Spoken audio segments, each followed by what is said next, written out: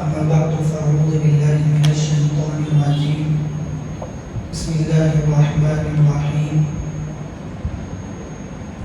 للرجال نصيب مما ترك الوالدان والأقربون وللنساء نصيب مما ترك الوالدان والأقربون مما قل منه أو كثر نصيبا مفروضا. سبحان ربك رب العزة عما يصفون وسلام على المرسلين والحمد لله رب العالمين. اللهم صل على سيدنا محمد وعلى آل سيدنا محمد وبارك وسلم. معزز سامعین کرام، بزرگان محترم، سورہ نساء کی ایک آیت کریمہ میں نے آپ کے سامنے پڑھی ہے. زمانے جاہلیت میں عورتوں پر بڑا ظلم ہوا کرتا تھا. بہت زیادہ عورت اس زمانے میں پس رہی تھی. پیارے نبی صلی اللہ علیہ وسلم آئے، اسلام کی دولت سے، آپ کی نبوت کی برکت سے اللہ تعالیٰ نے عورت کو کچھ حقوق عطا فرمائے. دنیا کے اندر سر اٹھا کر جینے کی آزادی اللہ تعالیٰ نے نبی پاک صلی اللہ علیہ وسلم کی بے وسعت کی برکت سے عطا فرمائے. جو ظلم اس زمانے میں ہوا کرتے تھے، ان ظلموں میں سے ایک بڑا ظلم یہ تھا کہ عورت کو وراثت میں سے کچھ بھی حصہ نہیں ملا کرتا ہے. ویسے تو بہت سارے ظلم عورت پر ہوتے تھے. ایک خاص ظلم یہ تھا کہ اگر کوئی مرنے والا مر گیا، اس کے وارثین میں کوئی بھی عورت ہو، چاہے بیٹی ہو یا بیوی ہو، اس کو بالکل حصہ نہیں ملتا تھا. اسی طرح نابالغ لڑکے بھی ہوں تو ان کو بھی وراثت میں حصہ نہیں دیا جاتا تھا. اگر اولاد میں بالغ لڑکے ہوں وہی وارث بن سکتے تھے، اور جو رشتہ دار، چچا زاد، بھائی وغیرہ جو بھی ہوتے وہ سارا مال ہڑپ کر جاتے تھے. اللہ کے نبی صلی اللہ علیہ وسلم کے زمانے میں ایک صحابی کا انتقال ہوا. ان کے انتقال کے بعد ان کے وارثین میں 2 بیٹیاں، ایک نابالغ بیٹا اور بیوی تھے. یہ 4 لوگ ان کے وارثین میں تھے. اب ان کے جو چچا زاد بھائی تھے، انہوں نے اس صحابی کا پورا مال ہڑپ لیا، کیونکہ نابالغ اولاد تو وارث نہیں بن سکتی اور بیوی چونکہ عورت ہے، اس کو بھی حصہ نہیں دیا جاتا. اس لیے پورا مال چچا زاد بھائیوں نے ہڑپ کر لیا. اب ان کی بیوی اللہ کے نبی صلی اللہ علیہ وسلم کے پاس آئی اور آ کر شکایت کی اللہ کے نبی صلی اللہ علیہ وسلم سے. چونکہ ابھی تک وراثت کے کوئی احکام نازل نہیں ہوئے تھے، اللہ کے نبی صلی اللہ علیہ وسلم نے خاموشی اختیار کی. اللہ کے نبی صلی اللہ علیہ وسلم جانتے تھے کہ اللہ تعالیٰ اس ظلم کو ختم کریں گے، اپنی آیات نازل کر کے اس مسئلے کا حل عطا فرمائیں گے. چنانچہ اسی طرح آیت نازل ہوئی. سورہ نساء کے اندر تقریباً وراثت کے بہت سارے مسائل ہیں. عورتوں کے حقوق کے بارے میں، میاں بیوی کے حقوق کے بارے میں، اور وراثت کے بھی بہت سارے مسائل اس میں بیان کیے گئے ہیں. اس آیت میں اللہ تعالیٰ نے مرد کا الگ حصہ ہے، عورت کا الگ حصہ ہے، اس کو بیان فرمایا. للرجال نصیب مما ترک الوالدان والاقربون.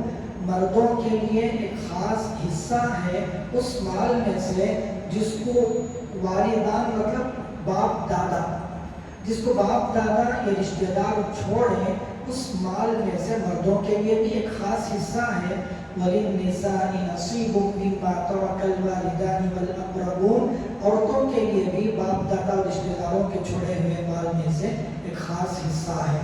اس کے بعد آیت کا ایک چھوٹا سا ٹکڑا، مِمَّا قَلَّ مِنْهُ أَوْ كَثُرَ. چاہے وہ چھوڑا ہوا مال تھوڑا ہو یا زیادہ. یہ بھی ایک ان کی برائی تھی کہ مرنے والے نے اگر جنگی سامان چھوڑے ہوں یا گھوڑا مرنے والے نے چھوڑا ہو تو وہ لوگ سمجھتے تھے کہ جسے بھی ہم وراثت میں حصہ دیں گے، لیکن یہ جنگ کا سامان صرف وہی آدمی لے سکتا ہے جو نوجوان ہو، بالغ مرد ہو. تو اللہ تعالیٰ نے اس کی تردید فرمائی مما قل منہ او کثر، چھوڑا ہوا مال ذرہ برابر بھی ہو یا زیادہ ہو، ہر ایک کا حصہ لگا کر وراثت برابر تقسیم کی جائے گی۔ نصیبا مفروضہ، یہ اللہ کی طرف سے لازم کردہ حصے ہیں۔ اب دیکھیے اس آیت کو سامنے رکھ کر یہ جو وراثت کا مال ہے یہ ایسا مال ہے جس کا آدمی زبردستی مالک بنتا ہے۔ اگر کوئی وارث یہ کہے کہ مجھے وراثت کا مال نہیں چاہیے تو اللہ کی طرف سے زبردستی وہ مال اس کو ملتا ضرور ہے، زبردستی اس کو ملے گا۔ ہم اس کے انکار کرنے کی وجہ سے وہ کہتے ہیں کہ میرا مال فلاں لے لے یا فلاں کو صدقہ ہے یا تم ہی لوگ آپس میں بانٹ لو، اس کی اجازت دینے کی وجہ سے یہ مال دوسروں کے حوالے ہوتا ہے، پہلے اس کے حصے میں وہ مال ضرور آ جاتا ہے۔ لیکن آج کا سب سے بڑا المیہ یہ ہے کہ وراثت کے احکام کو امت بالکل بھلا بیٹھی ہے۔ دیکھیے دارالخزاں کے اندر جا کر آپ دیکھیں گے تو وہاں پر اگر دیکھا جائے تو وراثت کے سب سے زیادہ مسائل ہونے چاہیے تھے۔ کیوں؟ کیونکہ ہر محلے کے اندر کسی نہ کسی دن کوئی نہ کوئی مرتا رہتا ہے، کسی نہ کسی کا انتقال ہوتا رہتا ہے۔ کتابوں میں لکھا ہے مرنے والے کے بدن پر جو کپڑے رہتے ہیں ان کپڑوں میں بھی وراثت تقسیم ہوگی۔ تو کیا جتنے لوگ مرتے ہیں وہ تھوڑا بہت مال چھوڑ کر نہیں جاتے؟ اب یہ مسائل کہاں جا کر پوچھے جا رہے ہیں؟ ان مسائل کا حل کیسے کیا جا رہا ہے؟ یہ وراثت کس بیس پر، کس بنیاد پر تقسیم کی جا رہی ہے؟ ہونا تو یہ چاہیے تھا کہ ہمارے دارالخزاں اس قسم کے مسائل سے بھرے ہوتے، بجائے اس کے طلاق اور خلا کے مسائل سے بھرے پڑے۔ تو بزرگوں عزیزوں، یہ وراثت کا بہت حساس مسئلہ ہے۔ اگر کوئی بھی مر جاتا ہے تو اس کی ایک ایک چیز کو سامنے رکھ کر وراثت تقسیم کرنا ضروری ہے۔ ایک بزرگ کے بارے میں لکھا ہے کہ بزرگ کسی کی عیادت کرنے کے لیے، مریض کو دیکھنے کے لیے تشریف لے گئے، جا کر مریض کی عیادت کر رہے تھے، بیٹھ کر باتیں کر رہے تھے، اتنے میں اس مریض کا انتقال ہو گیا۔ جیسے ہی اس مریض کا انتقال ہوا وہاں پر موجود چراغ اس بزرگ نے بجھا دیا، فوراً بجھا دیا، اور ایک آدمی کو بھیجا کہ جاؤ میرے پیسوں سے بازار سے تیل لے آؤ اور تیل لے کر اس میں ڈال کر چراغ جلاؤ۔ کسی نے پوچھا کہ آپ نے اس طرح کیوں کیا؟ مرنے کے وقت اجالے کی ضرورت ہوتی ہے تاکہ گھر والے دیکھ سکیں، زیارت کر سکیں۔ تو انہوں نے کہا کہ یہ مرنے والا جب تک زندہ تھا یہ تیل اس کا تھا، لہذا جلتا رہا۔ جیسے ہی وہ مرا اس تیل میں وارثین کا حق متعلق ہو گیا، وارثین کی اجازت کے بغیر اس تیل کا ایک قطرہ بھی استعمال نہیں کیا جا سکتا۔ تو کتنا ڈرنے کی بات ہے۔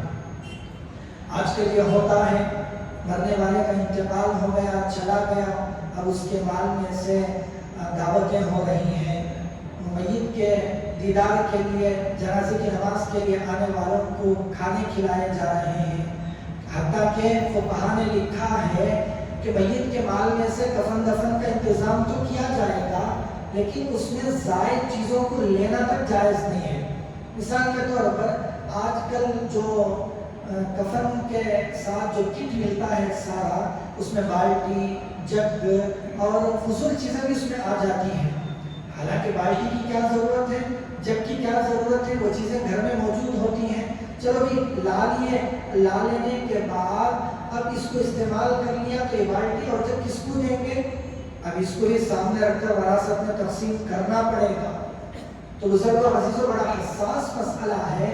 تو ہمیں چاہیے کہ جیسے ہی کسی کا انتقال ہو، چلو بھی 1 دن ہو گیا، 2 دن ہو گئے، 3 دن ہو گئے، وقت تھوڑا ہلکا ہو گیا، بیٹھے وارثین بیٹھ کر کتنے لوگوں کا کیا کیا حصہ جاتا ہے مال کو تقسیم کریں۔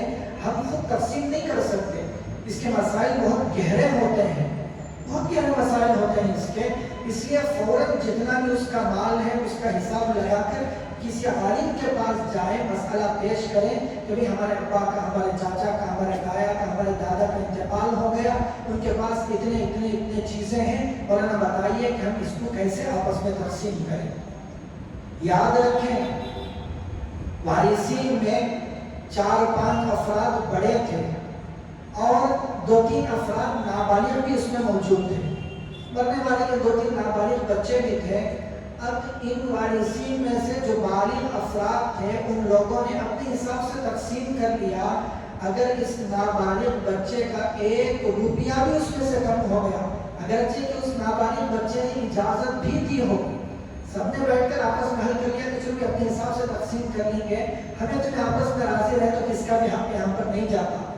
اب یہ جو چھوٹا نابالغ بچہ ہے اس کی اجازت معتبر نہیں ہے۔ اگر یہ نابالغ بچہ کہے کہ میرا پورا مال تمہیں چاہیے ہو، اس کی اجازت معتبر نہیں ہے، اس کا مال اسی کے نام پر اسی کے پاس رکھا جائے گا۔ اگر کوئی اٹھا کر رکھنا چاہے تو رکھ سکتا ہے، لیکن وہ پورا مال اسی نابالغ بچے کا ہوگا، اس کے دینے سے کسی کا وہ مال نہیں ہو سکتا۔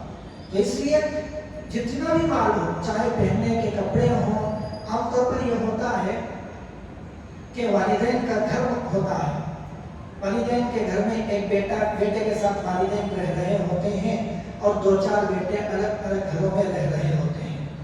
اب جو گھر کا سامان وغیرہ ہے یہ باپ کا سامان ہے، بیٹے کی شادی بھی بیٹا اپنی بیوی کے ساتھ اسی گھر میں رہ رہا ہے۔ جیسے ہی والد کا یا والدہ کا انتقال ہوا تو یہ جو گھر کا سامان ہے یہ کس کا ہے؟ یہ تو والد کا تھا۔ گھر میں صوفے ہیں، فریج ہے، پلنگ ہے، بہت سارے کپڑے ہیں، ڈیکوریشن کا سامان ہے، اس کی گاڑی ہے، اس کی موٹر سائیکل ہے، کار ہے۔ اب ہوتا یہ ہے کہ جس کے گھر میں ابا جان انتقال ہوئے وہی بیٹے کا وہ سارا مال سمجھ لیا جاتا ہے۔ اب جب بھائی باہر رہتے ہیں ان کو خیال تک نہیں ہوتا کہ اس میں ہمارا بھی حق ہے، بہنیں بھی ہوتی ہیں، بھائی بھی ہوتے ہیں، ان کا حق اس پورے سامان سے متعلق ہوتا ہے۔ گھر میں رہنے والے بیٹے کے لیے یہ حق نہیں پہنچتا کہ وہ پورا مال اپنا سمجھ کر زیر استعمال لائے۔ اگر خدا نخواستہ اس میں نابالغ کچھ بھائی بہن بھی موجود ہوں تو پھر بالکل جائز نہیں ہوگا۔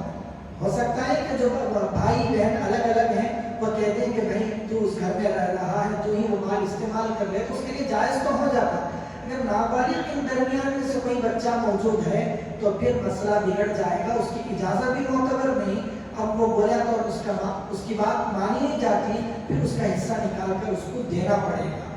تو یہ بڑے خوف کی بات ہے جو ہمارے ماحول میں آج کل ہو رہی ہے۔ یاد رکھیں وہ حدیث ہمارے سامنے ہونی چاہیے۔ اللہ کے نبی صلی اللہ علیہ وسلم نے فرمایا کل قیامت کے دن ایک بندہ آئے گا، احد کے پہاڑ کے برابر اس کی نیکیاں ہوں گی، لوگ اس کو دیکھ کر اشوش کر رہے ہوں گے، لیکن اچانک ایسے ہوگا کہ ایک آدمی آئے گا، کہے گا کہ اللہ کے سامنے کہے گا اللہ اس نے میرا فلاں حق دبایا تھا، اس کو چند نیکیاں دے دی جائیں گی۔ دوسرا آئے گا اللہ اس نے میرے اوپر ظلم کیا تھا، اس کو چند نیکیاں دے دی جائیں گی۔ اسی طرح کرتے کرتے کرتے اس کی پوری نیکیاں خالی ہو جائیں گی، پھر بھی حقدار باقی رہ جائیں گے، تو اللہ تعالیٰ اس کے گناہوں کو اس کے اوپر ڈال دیں گے۔ احد کے پہاڑ کے برابر نیکیاں لانے والا آدمی اب گناہوں کا بوجھ لے کر قیامت کے دن کھڑا ہوا ہے۔ کہیں ایسا نہ ہو کہ ہم اپنے عبادات کو لے کر، اپنی نمازوں کو لے کر، اپنی تلاوتوں کو لے کر یہ خوش فہمی میں مبتلا ہوں کہ ہم قیامت کے دن نجات پا جائیں گے، جبکہ ہمارے ذمہ بھائیوں کا بھی حق ہے، بہنوں کا بھی حق ہے، نہ جانے ماں کا حق ہے، کس کس کا حق ہم سے متعلق ہے۔ اس لیے اس سے پہلے کہ ہماری موت آ جائے، ہماری موت آنے سے پہلے ہمیں اس قسم کا پورا انتظام کر لینا چاہیے۔ اور ایک بار اگر جو والدین ہوتے ہیں وہ یہ کام کر لیں تو بہتر ہے کہ ان کے انتقال سے پہلے اپنا سارا مال جتنا بھی ہے وہ اپنے بچوں میں اپنے حساب سے تقسیم کر دیں۔ مال و دولت جو بھی ان کے پاس ہے، جب تک آدمی صحت مند، جب تک سکرات کا عالم نہ ہو، سکرات میں پھر وراثت کا مال بن جاتا مرنے سے پہلے ہی، سکرات کا عالم آنے سے پہلے جب تک اچھی حالت میں والد موجود ہو تو ان کو چاہیے کہ اپنے مال کو اپنے بچوں میں برابر تقسیم کر کے چلے جائیں، اپنے بچوں میں تقسیم کریں۔ ایسا نہیں کہ فلاں کو لٹا دیے، بچوں سے دشمنی ہے، فلاں کو دے دیا، دوست کو دے دیا، فلاں مدرسے کو دینا اچھی بات ہے۔ حضرت صاحب نبی عباس رضی اللہ عنہ نبی پاک صلی اللہ علیہ وسلم کے پاس آ کر کہا انہوں نے کہ یا رسول اللہ صلی اللہ علیہ وسلم میں اپنا آدھا مال صدقہ کرنا چاہتا ہوں، یا اس سے زیادہ کا انہوں نے تذکرہ کیا تو اللہ کے نبی صلی اللہ علیہ وسلم نے فرمایا اگر تم ایسا کرو گے تو تمہارے وارثین کا حق تلف ہوگا، ان کا حق مارا جائے گا۔ اس لیے اگر تم وصیت کرنا چاہتے ہو تو صرف تہائی مال میں وصیت کرو، کیونکہ زندہ ہے جتنی چاہے وصیت کر سکتے، وصیت صرف تہائی مال میں ہو سکتی ہے۔ تو اللہ کے نبی صلی اللہ علیہ وسلم نے فرمایا وصیت جیسے صرف تہائی مال میں ہو سکتی ہے، اسی طرح تم اپنا تہائی مال صدقہ کرو، بقیہ مال اپنی اولاد کے لیے چھوڑ کر جاؤ تاکہ تمہارے جانے کے بعد تمہاری اولاد محتاج نہ رہ سکے۔ تو اس لیے باپ کے چلے جانے کے بعد بچے آپس میں مال کو لے کر جھگڑ لیتے ہیں، لڑ لیتے ہیں، اس سے بہتر ہے کہ والد اپنی زندگی میں اپنے بچوں کے درمیان مال کو برابر تقسیم کر کے چلا جائے، تو بھی وراثت کا کوئی مسئلہ بھی نہیں رہے گا۔ جو گھر کے اندر پوری چیزیں تقسیم کر دے، ہر چیز کو تقسیم کرے، کسی بیٹے کے پاس چند دن زندگی گزار لے تو پھر کوئی جھگڑا، کوئی مسئلہ وہاں پر پیدا نہیں ہو سکتا۔ اگلی آیتوں کے اندر اور بھی بہت سارے احکام تھے، بس ٹائم ہمارا ختم ہو رہا ہے۔ اللہ تعالیٰ